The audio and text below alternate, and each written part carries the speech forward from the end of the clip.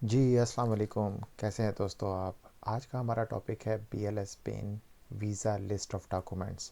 जो हम visa apply करते हैं उसके लिए लाजमी बात है डॉक्यूमेंट सबमिट करने होते हैं, और वो डॉक्यूमेंट्स हमें कहाँ से मिलेंगे? वो मिलेंगे हमें BLS पेन पाकिस्तान की वीज़ा की वेबसाइट से ऊपर। अब हम चलते हैं, हमें फ़र्स्ट ऑप्शन मिल गया Pakistani BLS Spain visa, welcome to the official website. इसके ऊपर क्लिक करते हैं। जैसे हम इस पर क्लिक करेंगे तो हमारे सामने इस तरह का इंटरफेस आ जाएगा। अच्छा जी, ये इन्होंने जो वेबसाइट डिस्क्लेमर दिया हुआ है ये पढ़ना भी ज़रूरी है, क्योंकि आप इससे आपको बहुत सारी इसमें से इंफॉर्मेशन मिल जाती है, जो कि बहुत सारे लोग इंफॉर्मेशन फाइंड आउट कर रहे होते हैं इंटरनेट के ऊपर या सर्च कर रहे होते हैं। मैं आपको पढ़ के बता देता हूँ इसमें से थोड़ा सा, तो जिससे ज़रा तेज़ी से हम थोड़ा सा इंफॉर्मेशन ले लेते हैं, फिर हम चलते हैं लिस्ट ऑफ डॉक्यूमेंट्स की तरफ। अच्छा, ये पढ़ के बताने से पहले मेरी आपसे रिक्वेस्ट है, काइंडली चैनल को लाइक करें, सब्सक्राइब कर लें, और फ़र्दर इन्फॉर्मेशन के लिए, इस तरह की फ़र्दर इन्फॉर्मेशन के लिए आपको वीडियोस मिलती रहेंगी। और मेरी वीडियोस को प्लीज़ गौर से देखें। थोड़ी सी डिटेल वीडियो बनाता हूँ, मैं बोलता ज़रा ज़्यादा हूँ इस वीडियो के अंदर, ताकि आपको अच्छे तरीके से एक्सप्लेन कर सकूँ कि आपने किन किन चीज़ों में एहतियात करनी है। आपसे रिक्वेस्ट यही है अगेन कि काइंडली इस चैनल को सब्सक्राइब करें और इसे शेयर भी करें दोस्तों के साथ, क्योंकि काफ़ी इंफॉर्मेटिव किस्म की इंफॉर्मेशन इसमें से आपको मिलेगी। हम इस वेबसाइट डिस्क्लेमर को नॉर्मली क्या करते हैं, क्रॉस करके फटाफट जाने की कोशिश करते हैं कि हम अपॉइंटमेंट देख लें या हम लिस्ट ऑफ डॉक्यूमेंट्स को देख लें, लेकिन यहाँ पर भी बड़ी इंपॉर्टेंट इन्फॉर्मेशन है जो कि मैं आपके साथ अभी शेयर कर देता हूँ। इसमें सबसे मेन चीज़ ये है कि नोटिस किया हुआ है इन्होंने कि जी लॉन्ग टर्म वीज़ा नोटिस है, an appointment system for the submitting of long stay visa applicant will be launch next week. ये उन्होंने काफ़ी टाइम पहले अपडेट किया था इसको। अलबन वो डिटेल आपको नीचे मिल जाएगी, लेकिन जो मेन इंपॉर्टेंट चीज़ है, जो ये बात खुद भी कर रहे हैं कि do not fall into the fraud and be aware of scams. आपको जिस तरह कोई ईमेल आ जाती है कि जी आप उनकी स्टाफ की तरफ से वो कहते हैं कि जी आप कैश पेमेंट करते हैं हमें, ठीक है, to make a cash payment और any other form of payment to obtain appointment. तो कह रहे कि भी हमारा इस तरह का कोई सेटअप नहीं है, वो रैंडमली वो अपनी जो अपॉइंटमेंट्स हैं वो ऑनलाइन ही ओपन करते हैं। तो we do not recommend any direct payments into the personal bank accounts. यानी अगर कोई स्टाफ आपको वहाँ पे कहता है कि जी मेरे पर्सनल बैंक अकाउंट में इतने पैसे डाल दो तो मैं अपॉइंटमेंट निकाल दूंगा, तो वो भी पॉसिबल नहीं है। Appointment must be booked exclusively through the BLS website. ठीक है, वेबसाइट पे चले जाएं, वहाँ पे अपॉइंटमेंट की ऑप्शन है, वो आपको वहाँ से ही बुक करनी है, कहीं और से आपको कोई बुक करके नहीं दे सकता है। ठीक है, फिर नेक्स्ट उन्होंने लिखा हुआ है यहाँ पर कि अगर आपका जो डिसीजन है regarding visa application is made solely competent authorities, वो अथॉरिटीज़ जो एम्बेसडर हैं, वही जो वीज़ा ऑफिसर है वही आपकी एप्लीकेशन अप्रूव करता है। अगर आपको कोई गारंटी दे रहा है कि यार मैं वीज़ा करवा के दे दूंगा, तो वो पॉसिबल नहीं है। फ़ाइनल डिसीजन हमेशा वीज़ा ऑफिसर का होता है, जो वहाँ पे बैठा हुआ था BLS इंटरनेशनल स्पेन में। ठीक है जी, उसके बाद है बाकी लोगों का किसी का कोई रोल नहीं है इसके अंदर। If you receive such a request in rating, ये पढ़ने वाला वैसे है कि अगर आपको इस तरह की कोई रिक्वेस्ट मिलती है कि वो आपको वीज़ा दिलवा देगा, तो इमीडिएटली आप इस antifraud@bls international.com पे ईमेल करके बता सकते हैं कि भी हमें इस तरह की ईमेल रिसीव हुई है और यहाँ से रिसीव हुई है।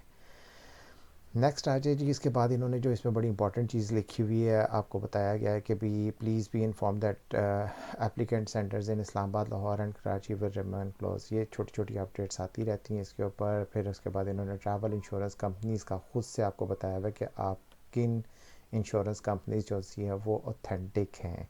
तो इन्होंने दो का लिंक दिया हुआ है, यूनाइटेड इंश्योरेंस कंपनी है और यूरोप असिस्टेंस है।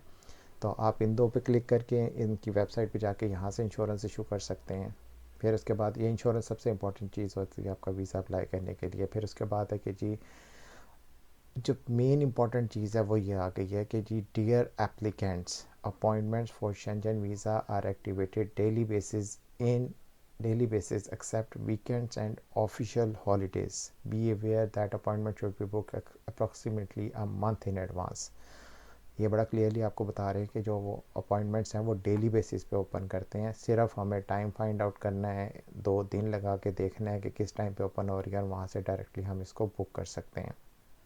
ये हो गया जी टोटल डिटेल जो इम्पोर्टेंट थी, जो नॉर्मली हमारे बहुत सारे एजेंट हजरात हैं वो लोगों को एक चूरन बेच रहे होते हैं बैठ के कि भाई मैं अपॉइंटमेंट निकलवा देता हूँ, मैं कर देता हूँ। ये अगर आप थोड़ी सी एफर्ट ख़ुद भी करें तो आप ख़ुद भी ये अपॉइंटमेंट ले सकते हैं। अब हम चलते हैं अपना नेक्स्ट पॉइंट की तरफ, जो कि आज का हमारा मेन टॉपिक था कि हमने BLS स्पेन का वीज़ा अप्लाई करने के लिए जो लिस्ट ऑफ डॉक्यूमेंट्स हमें मिलनी है वो कहाँ से मिलेगी। ये होम की ऑप्शन है, इसी के साथ वीज़ा टाइप है। वीज़ा टाइप पे कर्सर रखते हुए अगर आप नीचे आएंगे तो यहाँ पर आपको टूरिज़म वीज़ा लिखा नज़र आ जाएगा।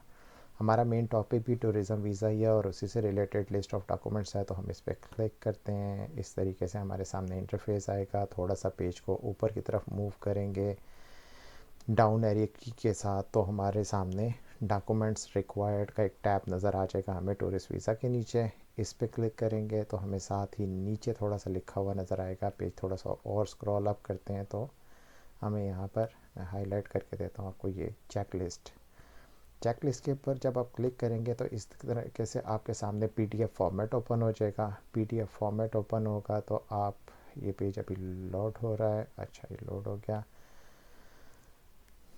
इस तरीके से हमारे सामने PDF फॉर्मेट आ जाएगा। PDF फॉर्मेट जैसे ही आएगा तो उस पर उन्होंने बड़ा क्लियरली मेंशन किया हुआ है कि जो अगर आप स्पेन से शेंजन वीज़ा ले रहे हैं वो किन किन कंट्रीज़ में वैलिड होगा। ये 26 कंट्रीज़ हैं जिनमें ये तमाम कंट्रीज़ आ जाती हैं, जो कि ये सारी 26 कंट्रीज़ के नेम्स हैं, आप इन्हें देख सकते हैं। बल्कि इन कंट्रीज़ में भी आप वीज़ा अप्लाई कर सकते हैं अगर करना चाहें तो ये शेंजन ग्रुप है, ग्रुप ऑफ शेंजन कंट्रीज़ का है। ठीक है, तो इसके ऊपर आप मूव डाउन करते हैं, हम पेज को मूव करना शुरू करते हैं और अब हम देखना शुरू करेंगे कि यहाँ से हमें क्या क्या लिस्ट ऑफ डॉक्यूमेंट्स चाहिए। Where to apply for Schengen visa. अगर आप पाकिस्तानी रेजिडेंट हैं, पाकिस्तानी नेशनल हैं, तो आप क्या करेंगे, आप जाके अप्लाई करेंगे अपना इस्लामाबाद में अप्लाई कर सकते हैं, लाहौर में अप्लाई कर सकते हैं, कराची में अप्लाई कर सकते हैं। लेकिन अगर आप पाकिस्तान के रेजिडेंट नहीं हैं और आप फॉरेन नेशनल हैं तो उस सूरत में आप किसी और कंट्री में भी रह रहे तो तब भी एम्बेसी या कॉन्सुलेट में जाके वहाँ पे वीज़ा अप्लाई कर सकते हैं आप। लिस्ट ऑफ डॉक्यूमेंट्स पे आ जाते हैं जी, जो कि बड़ी इंपॉर्टेंट चीज़ें हैं। थोड़ा सा आपको इस पर डिफ़ाइन करूँगा, वीडियो शायद इसकी वजह से थोड़ी सी लंबी होगी, लेकिन प्लीज़ इसे सुनिएगा। फिर वैसे कहूँगा कि आप काइंडली इस चैनल को सब्सक्राइब करें। इंफॉर्मेटिव इन्फॉर्मेशन है, इसको सुने तसल्ली से और इसको एब्सॉर्ब करें और बाकी दोस्तों के साथ भी इस वीडियो को शेयर करें, क्योंकि लिस्ट ऑफ डॉक्यूमेंट्स जब भी आप अटैच करेंगे उसी के ऊपर आपका बेस करेगा कि आपका वीज़ा लगेगा या नहीं लगेगा। So smartly work, smartly get a visa. Document to be submitted by the applicants, Schengen visa application form. Schengen visa application form जो है, इसके ऊपर मैंने वीडियो बनाई हुई है कि किन किन गलतियों से आपने बचना है फॉर्म फिल करते हुए, और उसको फिल करके ख़ुद फिल करना है, ख़ुद आंसर्स देने हैं। अगर समझ नहीं आती तो मेरी वो वाली वीडियो देख लें, मैंने बड़ा ही डिटेल में उसको डिफ़ाइन किया। वो आधे घंटे की वीडियो है। थोड़ा सा बंदा हम थोड़ा सा उकता जाते हैं चीज़ों से, लेकिन अगर आप तसल्ली से उसको देखेंगे, फॉर्म फिल करेंगे तो डेफ़िनेटली आपका वीज़ा गेन करने में आपको बहुत ज़्यादा हेल्प आउट करेगा। और आपने उसको फॉर्म को फिल करना है और साइन भी खुद करने हैं, और आपको पता होना चाहिए कि आपने किस क्वेश्चन का क्या आंसर दिया है। यहाँ पे बड़ा क्लियरली उन्होंने लिखा हुआ भी है कि all question must be answered, otherwise your application will not be accepted.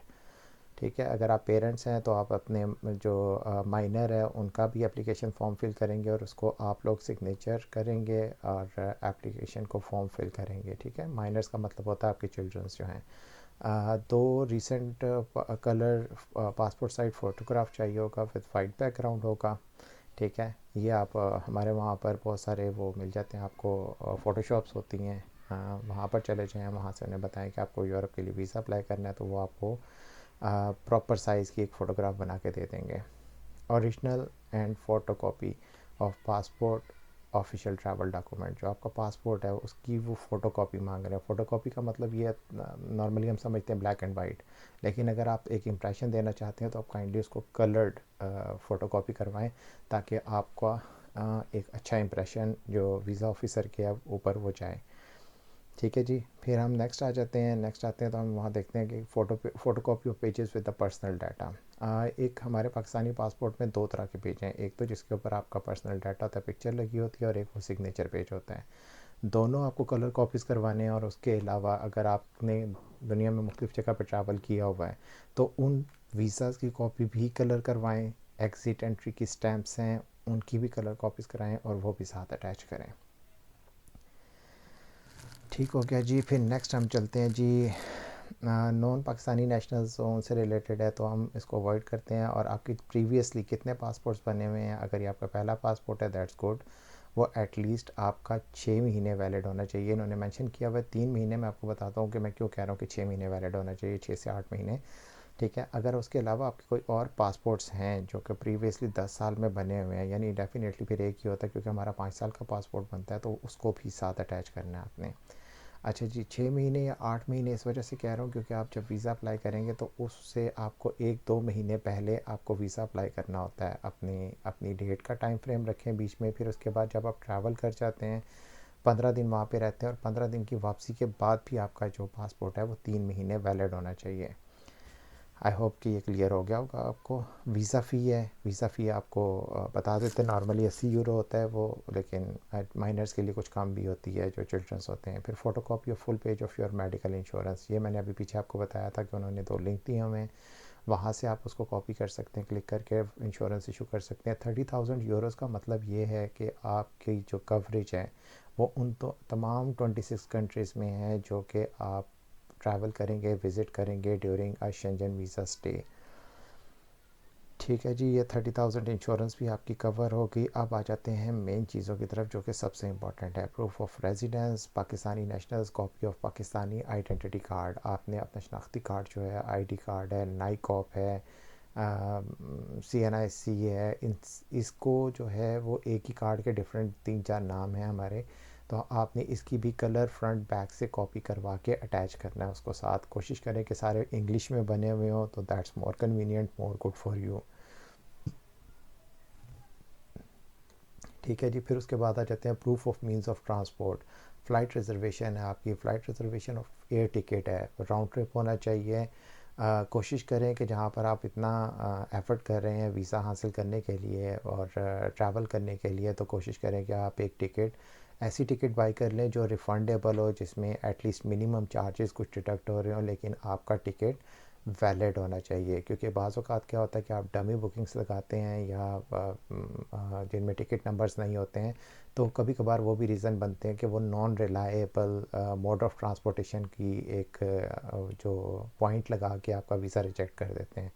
तो आप इसको लाजमी इशू करवाएं और रिफ़ंडेबल थोड़ा सा ज़्यादा पे कर दें और रिफ़ंडेबल टिकट बाय कर लें। इन केस अगर आपका वीज़ा रिजेक्ट हो जाता है तो आप वो टिकट रिफ़ंड करते हैं तो आपके कुछ पैसे कट के आपके बाकी पैसे आपको वापस मिल जाते हैं। दिस इज़ एडवाइस, बाकी डिपेंड करता है आप लोगों के ऊपर, आप लोग कैसे करेंगे, लेकिन मेरी एडवाइस ये कि ticket issue refundable tickets issue करवा के आप उनको प्रोवाइड कर दें। प्रूफ ऑफ लॉजिंग पे आ जाते हैं। होटल रिजर्वेशंस हैं जिनमें कि आप बताएं उन्हें कि आप 15 दिन के स्टे के लिए जा रहे हैं अगर, तो 15 दिन के स्टे के लिए होटल्स आपने मुख्तलिफ़ जगह पे बुक किए हुए हैं। बुकिंग्स बहुत सारी ऑनलाइन वेबसाइट पोर्टल्स हैं जहाँ से आपको होटल बुकिंग्स फ्री में मिल जाती हैं, जिनका लॉन्ग टर्म 4 महीने 5 महीने बाद की फ्री बुकिंग्स होती हैं, उनमें कोई चार्जेस नहीं होते। वो होटल बुक कर लें आप अपने लिए और जब तक आपका वीज़ा लग के नहीं आता तब तक उसको स्टे कर लें, या उसकी उसकी चार्जिंग डेट देख लें कि कब आपको वो चार्जेस अप्लाई होते हैं, आप उससे पहले पहले फिर उस बुकिंग को बेशक कैंसिल कर दें। ये छोटे छोटे ऐसे पॉइंट्स हैं जो कि बहुत रेयरली बताते हैं, मेरा काफ़ी एक्सपीरियंस है इस चीज़ के अंदर, तो इस वजह से मैं इस चीज़ को आपके साथ शेयर करता जा रहा हूँ। कोशिश करें 3-3 नाइट्स 4-4 नाइट्स का स्टे हर जगह पे शो करें। जैसे आप स्पेन के लिए अप्लाई कर रहे हैं तो इसमें आपको 3 nights in Madrid, 3 nights in Barcelona, या 3 nights in Barcelona, 3 nights in Madrid, फिर उसके बाद 3 नाइट्स इन कुर्तबा, 3 नाइट्स इन ग्रनादा। इन सारी जगहों को देख के आप चूज़ कर लें और वहाँ पे होटल्स के स्टे के प्रोवाइड करें। साथ में ट्रांसपोर्टेशन पिक एंड ड्रॉप्स का भी लाजमी बुक करें, जो कि आपके लिए काफ़ी एडवाइजेबल और हेल्पफुल होगा वीज़ा गेन करने में, कि आपका कंप्लीट टूर पैकेज बना होगा। प्रूफ ऑफ फाइनेंशियल मींस में आ जाता है आपका आप financial means and ties to the country of residence.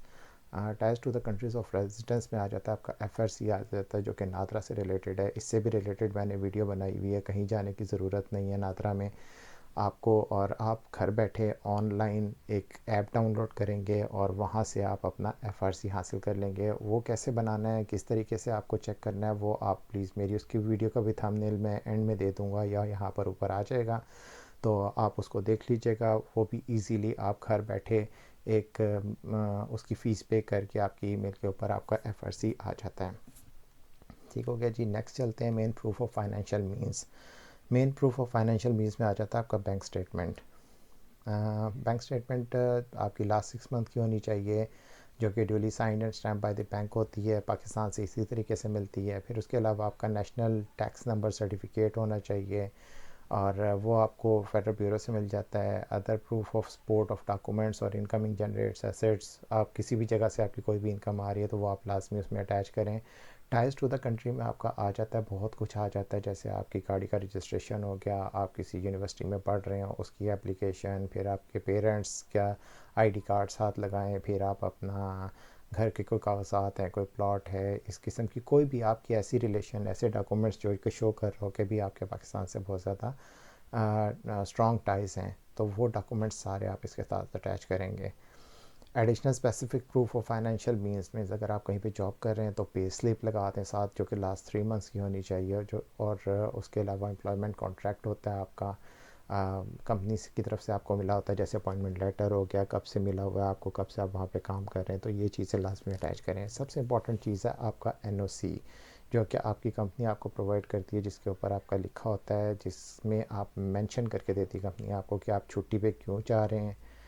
Approval हुई होती है उसकी कि हाँ हमने इसको छुट्टी दी है, कोई मसला नहीं है, एनुअल लीव के लिए जा रहा है, अपने स्पेसिफिक डेट्स ऑफ एब्सेंस होती है, यानी 1 महीने की छुट्टी आपने अप्लाई की हुई है, जिसमें से आप 15 दिन यूरोप घूमने जा रहे हैं। पोजीशन आपकी वहाँ पे क्या है कंपनी में, सैलरी कितनी है आपकी, ड्यूरेशन ऑफ एम्प्लॉयमेंट, कब से आपने ज्वाइन किया, एंड पर्पज़ ऑफ एब्सेंस जो है वही, जैसे आप छुट्टी के लिए जा रहे हैं तो कॉन्टैक्ट नंबर एंड एम्प्लॉयर का होना ही चाहिए उसमें लेटर हेड में। ये सारी चीज़ें आपने एनओसी में लाजमी लिखवानी है, बड़ा क्लियर है इसमें लिखा हुआ। स्टेप बाय स्टेप पढ़ते जाएंगे तो आपको बड़ी चीज़ें क्लियर हो जाती हैं इसमें। फिर if the applicant is a company owner से रिलेटेड डिफरेंट चीज़ है, वहाँ पे उनका सिर्फ रजिस्ट्रेशन ऑफ द कंपनी ही लगती है, और दैट्स इट। अच्छा जी, फिर हम आ जाते हैं, ये ऑलमोस्ट आपकी तकरीबन एप्लीकेशन कंप्लीट होगी है। बाकी हम नीचे चलते जाएंगे तो ये डिफरेंट किस्म के वीज़ा से रिलेटेड इन्होंने इन्फॉर्मेशन दी हुई है कि जी स्टूडेंट वीज़ा अगर अप्लाई कर रहे हैं, विज़िट वीज़ा आप अप्लाई कर रहे हैं, बिज़नेस वीज़ा अप्लाई कर रहे हैं, या फिर उसके अलावा आप विज़िट फैमिली एंड फ्रेंड्स कर रहे हैं, तो वहाँ से फिर आपको स्पॉन्सरशिप मिलती है। ये चूँकि टूरिज़्म वीज़ा से रिलेटेड सारी इन्फॉर्मेशन है, तो इस वजह से मैं सिर्फ वहीं तक ब्लॉग कर रहा हूँ ताकि आप लोग कंफ्यूज ना हो इसमें कि ये बाकी की डिटेल क्या है। स्पोर्ट्स कॉम्पिटिशन्स हो गए, डिफरेंट किस्म की कैटेगरीज ऑफ वीज़ाज़ हैं, मेडिकल ट्रीटमेंट के लिए भी लोग जाते हैं, उसकी पूरी इन्फॉर्मेशन लगानी पड़ती है। तो इस तरीके से एयरपोर्ट ट्रांजिट का वीज़ा होता है। तो सबसे एंड में हम आ जाते हैं यहाँ पर, इन्होंने बड़ा क्लियरली अपना एड्रेस वगैरह दिया हुआ है कि अगर आप इस्लामाबाद में अप्लाई कर रहे हैं तो वो शकील चैम्बर है, ख़याबान सरवर्दी G61 इस्लामाबाद में है, कॉन्टैक्ट नंबर इनका दिया हुआ है। और अगर कराची में अप्लाई कर रहे हैं तो ये जगह है, और लाहौर में अप्लाई कर रहे हैं तो वो गुलबर्ग 3 में है लाहौर में। तो आप पर्सनली अपने सारे डॉक्यूमेंट्स ये सारे अटैच करके वीज़ा एप्लीकेशन के साथ अपना पासपोर्ट लेके सारी कलर्ड कॉपीज़ करवा के एक अच्छी ड्रेसिंग के साथ, एक ज़बरदस्त लुक के साथ अपना वीज़ा अप्लाई करने के लिए जाएं, और कॉन्फिडेंटली जाएं, अच्छे तरीके से बातचीत करें। तो मेरी यही विश है कि ऑल द बेस्ट, आपका वीज़ा लग जाए। एंड काइंडली अगर वीज़ा लग जाए तो मेरे इस वीडियो पे आके ज़रूर कमेंट करके बताइएगा कि आपका वीज़ा अप्रूव्ड हुआ है। ठीक है, thank you very much, all the best, have a good time, bye bye.